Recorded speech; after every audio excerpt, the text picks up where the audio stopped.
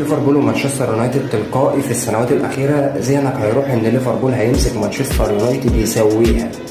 تمام، هو ده اللي حصل النهارده بصراحه يا جماعه. محمد صلاح عمل النهارده ماتش قدام مانشستر يونايتد، ماتش يعني لا يعلى عليه، 2 اسيست وهدف. محمد صلاح من الفرق اللي بيحب يلعب قدامها او بيحب يجيب فيها اجوان ويروق عليها خالص مانشستر يونايتد. تفهمش فيه طار، تفهمش. محمد صلاح بيعشق حاجه اسمها مانشستر يونايتد. يبقى مثلا لو هو وحش طول السيزون، هيجي في ماتش مانشستر يونايتد بالذات بالاخص هيجي قدامه ما تلاقي حد تاني، واحد تاني خالص. تمام. ليفربول كعبها عالي نفسيا اصلا، قبل كوره وقبل حرفنه وقبل حاجات كتير.